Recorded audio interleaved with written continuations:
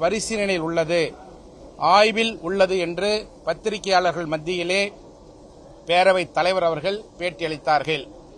இதற்கிடையில் தங்கள் மீது கட்சி தடை தாவல் தடை சட்டம் பாய்ந்துவிடுமோ என்ற ஒரு அச்சத்தின் காரணமாக 3 சட்டப்பேரவை உறுப்பினர்கள் தங்களுடைய சட்டப்பேரவை உறுப்பினர் பதவியை ராஜினாமா செய்வதாக சட்டப்பேரவை தலைவரிடத்திலே கடிதம் தருகிறார்கள்.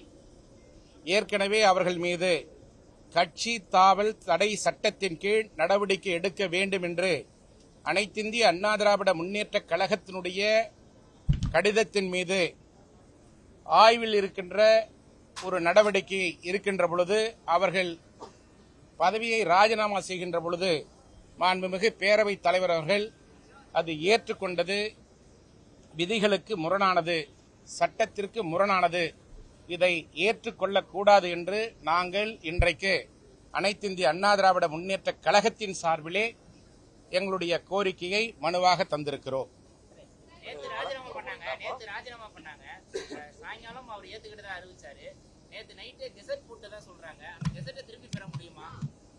மாண்புமிகு முதலமைச்சர் அவர்கள் சட்டமன்றத்திலே பேசுகின்ற பொழுது எங்களுடைய அரசு குதிரை வேகத்திலே செயல்படும் என்று சொன்னார்.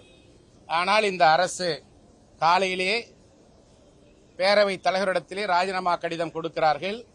ராஜினாமா கடிதம் கொடுத்த 5 நிமிடத்தில் அவர்களுக்கு பிரிண்ட் செய்யப்பட்ட லேமினேஷன் அட்டையுடன் கூடிய அவருடைய அடையாள அட்டை, உறுப்பினர் அடையாள அட்டையை மேல் தளத்தில் இருக்கின்ற மாண்புமிகு அமைச்சர்களுடைய அறையிலேயே அவர்களுக்கு உறுப்பினர் அட்டையை வழங்குகிறார்.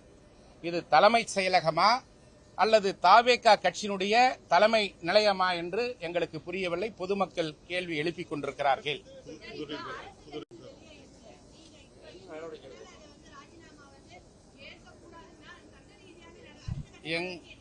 எங்களுடைய கோரிக்கையை மாண்புமிகு பேரவை தலைவரிடத்திலே கொடுத்து